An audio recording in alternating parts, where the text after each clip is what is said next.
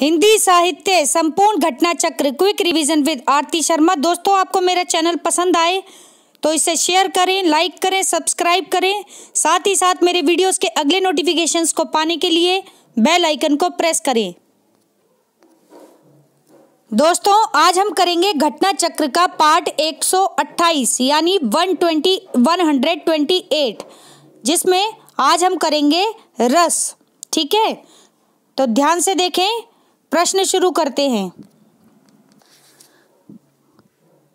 गौर करेंगे दोस्तों, रस सामग्री किस विकल्प में दी गई है? ठीक है, तो ऑप्शन बी जिसमें विभाव, अनुभाव, संचारी और स्थायी भाव, विभाव, अनुभाव, संचारी और स्थायी भाव, ये चारों क्या हैं? रस सामग्री हैं। ठीक है, केवीएस प्रवक्ता परीक्षा 2014 में पूछा गया प्रश्न है।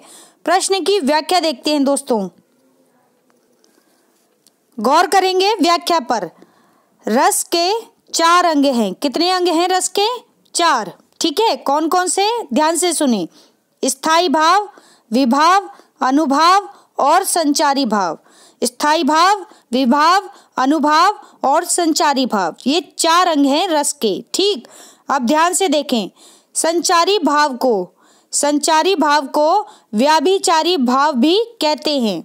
ध्यान रखें, संचारी भाव कहो या व्याभिचारी भाव कहो, बात एक ही है। ठीक,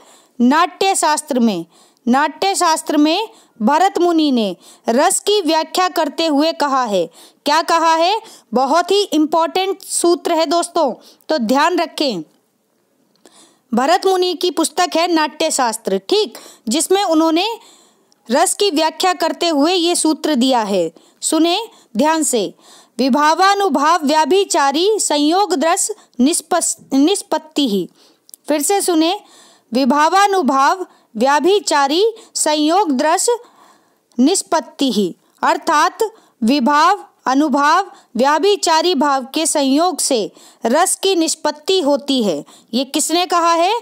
भरत मुनि ने कहा है अपनी पुस्तक नाट्य शास्त्र में। ठीक है, ध्यान रखें, रस के 4 अंग हैं। चारों अंगों को उन्होंने एक ही सूत्र में पिरो दिया है। ठीक है, अब देखते हैं अगला प्रश्न। गौर करेंगे दोस्तों, ध्यान दें। काव्य शास्त्र के संदर्भ में नवरस से क्या अभिप्राय है? तो इसका सही उत्तर है ऑप्शन डी, नवरस। नव का अर्थ होता है दोस्तों 9। ठीक है, तो इसका अर्थ हुआ 9 रस। ठीक है, काव्य शास्त्र के संदर्भ में नवरस से अभिप्राय 9 रस से है। ठीक, आगे देखें व्याख्या। काव्य शास्त्र के संदर्भ में नवरस से अभिप्राय 9 रस से है। अभी हमने पढ़ा, आगे देखते हैं। ये 9 रस इस प्रकार हैं। ध्यान से सुनेंगे। 9 रस की संख्या बताई जा रही है और 9 रस कौन कौन से हैं ये बताया जा रहा है। तो अब ध्यान से सुनेंगे। सबसे पहले श्रृंगार रस। कौन सा रस? श्रृंगार रस। ठीक है, श्रृंगार रस में दोस्तों दोनों बातें आती हैं। संयोग पक्ष भी आता है और वियोग पक्ष भी आता है। ठीक है, तो जहाँ संयोग और वियोग की बात होती है वहाँ पर श्रृंगार रस होता है। ठीक, दूसरा है हास्य रस। ठीक, फिर है हास्य मीन्स होता है हंसना, यानी खुशी मिलती है, आनंद मिलता है, वहाँ हास्य रस होता है। ठीक, फिर है करुण रस। ठीक है, करुणा उत्पन्न होती है, वहाँ करुण रस होता है। फिर है रौद्र रस। रौद्र का अर्थ होता है क्रोध। जहाँ पर भी आपको पंक्तियों में क्रोध दिखाई दे, समझ लीजिए वहाँ रौद्र रस है। ठीक, आगे देखते हैं वीर रस। जब भी पंक्तियों में वीरता की बात होगी वहाँ पर वीर रस होगा। ठीक है, फिर है भयानक रस। ठीक है, भयानक रस कहाँ होता है? जिन पंक्तियों में आपको डर या भय की उत्पत्ति होती हुई मिले। ठीक है, जहाँ कहीं भी आपको पंक्तियाँ पढ़ते ही डर महसूस हो या आपको भय लगने लगे तो समझ लीजिए वहाँ पर क्या है, भयानक रस है। ठीक है, फॉर एग्जाम्पल अगर हम इसे सरल भाषा में समझें तो जैसे भूतों की कहानियाँ हम पढ़ते हैं, ठीक है, या देखते हैं तो हमारे अंदर क्या होता है, किस रस की उत्पत्ति होती है, भयानक रस। और हम कहते भी हैं कि ये तो बहुत ही डरावना है या भयानक है। ठीक है, तो वहाँ पर भयानक रस होता है। आगे देखें, विभत्स रस। विभत्स, ठीक है, ये रस वहाँ होता है जहाँ पर आपको किसी चीज से घृणा हो। ठीक है, यानी कि विभत्स यानी कि बहुत ही बुरा वर्णन, घृणा आने लगे आपको, ऐसा वर्णन। ठीक है, जिन पंक्तियों में मिले वहाँ पर विभत्स रस होता है। ठीक है, या फिर जैसे निर्मम हत्या की गई हो तो वहाँ पर भी आप विभत्स रस देखेंगे। ठीक, आगे देखें, अद्भुत रस। अद्भुत रस, जब किसी बात को, किसी पंक्ति को पढ़कर आप चौंक जाते हैं तब क्या होता है, अद्भुत रस होता है। ठीक, आगे देखें, शांत रस। शांत रस क्या होता है, जब किसी पंक्ति को या पुस्तक को पढ़कर आपका मन शांत होने लगे तो वहाँ पर शांत रस होता है। सीधी सरल भाषा में आप इस प्रकार 9 रसों को समझ सकते हैं। ठीक है, अपने ऊपर अप्लाई करके देखें और देखें कि आपके भीतर ये 9 रस हैं या नहीं, या अपने ऊपर प्रैक्टिकल करके देखें कि किन किन बातों में आपके भीतर ये रस उत्पन्न होते हैं। ठीक है, आपको अपने आप नवरस याद हो जाएंगे, आपको अलग से याद नहीं करने पड़ेंगे, आसान है। ठीक, अगला प्रश्न है, ध्यान दें, रसो वही सह। रसो वही सह, रस से संबंधित इस कथन का उल्लेख इनमें से किस ग्रंथ में हुआ है? तो रस से संबंधित कथन है, क्या है, रसो वही सह। ठीक है, ग्रंथ पूछा जा रहा है तो ऑप्शन सी इसका सही उत्तर है। ठीक है, क्या है, तैत्तिरीय उपनिषद। तैत्तिरीय उपनिषद में इसका वर्णन किया गया है, किसका, रसो वही सह का। ठीक है, उपनिषद, उपनिषद क्या है, वेदों की सरल व्याख्या को उपनिषद कहा गया है। और अगर उपनिषद का अर्थ आप समझें तो उपनिषद क्या है, उप मीन्स होता है गुरु। उपनिषद का पूरा अर्थ है गुरु के समीप बैठकर प्रश्न करना, जिसमें शिष्य अपने गुरु से प्रश्न करता है और गुरु जो है वो अपने शिष्य के प्रश्नों का उत्तर देता है। ठीक है, तो उसी में से, उपनिषद में से ही एक तैत्तिरीय उपनिषद है। कौन सा, तैत्तिरीय उपनिषद, जिसमें यह कथन दिया गया है। व्याख्या देखते हैं, रस से संबंधित कथन का उल्लेख तैत्तिरीय उपनिषद ग्रंथ में इस प्रकार हुआ है, किस प्रकार, रसो वही सह। रसो वही सह। ठीक है,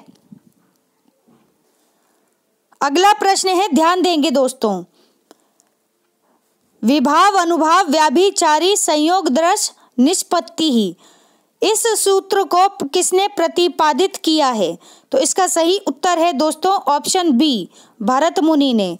भरत मुनि ने अपनी पुस्तक नाट्यशास्त्र में इस सूत्र का प्रतिपादन किया है।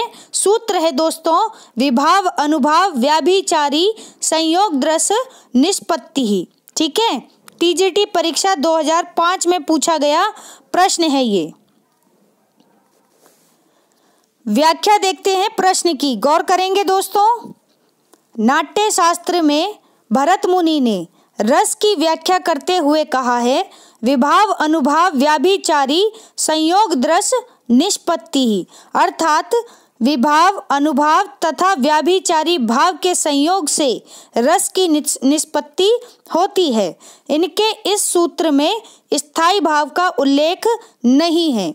ठीक है, तो आपसे ये प्रश्न भी पूछा जा सकता है कि क्या भरत मुनि के सूत्र में, सूत्र देकर पूछा जा सकता है, स्थायी भाव का उल्लेख है या नहीं? तो आप बोलेंगे नहीं है। ठीक है, किस किस का उल्लेख है? विभाव अनुभाव और व्याभिचारी का। ठीक है ना, आगे देखते हैं। भरत मुनि कृत नाट्य शास्त्र के अनुसार अनुभावों का विशेष उपयोग अभिनय की दृष्टि से ही होता है। ठीक है। अनुभावों का विशेष उपयोग किस दृष्टि से होता है? अभिनय की दृष्टि से, ठीक है। भरत मुनि ने श्रृंगार, हास्य, करुण, रौद्र, वीर, भयानक, विभत्स और अद्भुत सहित कुल 8 रसों को नाट्य प्रयोग में स्वीकारा है। तो भरत मुनि ने कितने? कुल 8 रसों को नाट्य प्रयोग में स्वीकारा है। नवे रस यानी शांत रस का इसमें वर्णन नहीं है, ठीक है। तो भरत मुनि ने केवल 8 रसों को ही माना है। कौन कौन से? श्रृंगार, हास्य, करुण, रौद्र, वीर, भयानक, विभत्स, अद्भुत आदि रस, ठीक है। और शांत रस को नहीं माना है, मतलब शांत रस का वर्णन इन्होंने नहीं किया है, ठीक है, ध्यान रखें। अगला प्रश्न है, ध्यान दें। भरत मुनि ने रस सूत्र का विवेचन अपने किस ग्रंथ में किया है? तो ऑप्शन बी, नाट्य शास्त्र में। नाट्य शास्त्र में भरत मुनि ने रस सूत्र का विवेचन किया है। टीजीटी परीक्षा 2011 का प्रश्न है ये। प्रश्न है दोस्तों, विभाव, अनुभाव और व्याभिचारी भावों के संयोग से रस की निष्पत्ति होती है, यह कथन किसका है? ऑप्शन बी, भरत मुनि, ठीक है। भरत मुनि पूरा नाम है दोस्तों आचार्य भरत मुनि, लेकिन यहाँ पर सिर्फ भरत लिखा हुआ है। तो जब कभी ऑप्शन आए तो एक बार आप ध्यान से ऑप्शन को देखें। कभी कभी इस प्रकार से आधे नाम देकर भी क्या है, कंफ्यूजन क्रिएट की जाती है, जिससे कि स्टूडेंट का माइंड डाइवर्ट हो, ठीक है। लेकिन आपको अपने कॉन्सेप्ट क्लियर रखने हैं। अगला प्रश्न है, ध्यान दें। नाटक के संदर्भ में भरत मुनि के अनुसार रसों की संख्या कितनी है? तो इसका सही उत्तर है ऑप्शन डी, 8, ठीक है। नाटक के संदर्भ में ध्यान रखना, संदर्भ ध्यान रखो कौन सा पूछा जा रहा है, नाटक के संदर्भ में, ठीक है। शब्दों पर ध्यान दें दोस्तों। देखो ऑप्शन में 9 भी है, ठीक है, 11 भी है, 10 भी है और 8 भी है। लेकिन 8 आप कब लगाएंगे टिक? जब आपसे पूछा जाएगा कि नाटक के संदर्भ में भरत मुनि के अनुसार रसों की संख्या कितनी है, तो 8 है, ठीक है। नाटक के संदर्भ में ध्यान रखना, संख्या 8 है रसों की भरत मुनि के अनुसार। इंपॉर्टेंट क्वेश्चन है, 2 बार रिपीट हुआ है, ठीक है। कब कब? एक तो जीआईसी प्रवक्ता परीक्षा 2015 में, दूसरा आश्रम पद्धति प्रवक्ता परीक्षा 2012 में, ठीक है। अगला प्रश्न है, ध्यान दें। रस की संख्या 8 किसने मानी है? तो ऑप्शन सी, भरत मुनि ने। आचार्य भरत मुनि ने रस की संख्या 8 मानी है, ठीक है। अगला प्रश्न है, आचार्य भरत ने किस रस को नाट्य प्रयोग में स्वीकार नहीं किया है? तो नहीं किया है दोस्तों ऑप्शन ए, शांत रस को। नाट्य प्रयोग में नाट्य लिखा हो या नाटक लिखा हो, ठीक है, या अभिनय की दृष्टि से लिखा हो, तो आप तीनों ही बातें ध्यान रखेंगे। तीनों में ही आचार्य भरत मुनि ने शांत रस को स्वीकार नहीं किया है, ठीक है। ध्यान रखें, प्रश्न किसी भी तरह से पूछा जा सकता है, आपको बस अपना आंसर ध्यान रखना है कि आप कैसे आंसर करेंगे। अगला प्रश्न है, ध्यान दें दोस्तों। रस निरूपण के प्रथम व्याख्याता कौन थे? तो दोस्तों ऑप्शन ए, भरत मुनि। भरत मुनि रस निरूपण के पहले व्याख्याता थे, पहले व्याख्याता, ठीक है। पीजीटी परीक्षा 2010 का प्रश्न है। अब देखो यहाँ पर क्या बात आ रही है प्रश्न में, रस निरूपण। रस निरूपण शब्दों को अच्छे से पढ़ लें, समझ लें, तब उत्तर करें, ठीक है। तो नाम याद रखें, भरत मुनि। व्याख्या देखते हैं, गौर करेंगे दोस्तों व्याख्या पर। रस निरूपण के प्रथम व्याख्याता भरत मुनि थे। कौन थे? भरत मुनि थे। नाट्य शास्त्र भरत मुनि का पहला ग्रंथ माना जाता है। कौन सा ग्रंथ? पहला ग्रंथ माना जाता है। आचार्य भरत मुनि के रस सूत्र के प्रमुख 4 व्याख्याता हैं। ठीक है, यानी जो आचार्य भरत मुनि ने रस सूत्र दिया था, विभाव अनुभाव व्याभिचारी संयोग दृश्य निष्पत्ति ही, इस सूत्र की व्याख्या भरत मुनि के अलावा 4 अन्य व्याख्याकारों ने भी की है और उनके नाम हैं, ध्यान से सुने। कौन? भट्ट लोलट। भट्ट लोलट, जिन्होंने उत्पत्तिवाद से, किससे? उत्पत्तिवाद से रस सूत्र की व्याख्या की है। फिर है आचार्य शंकुक। आचार्य शंकुक ने अनुमितिवाद नाम से रस सूत्र की व्याख्या की है।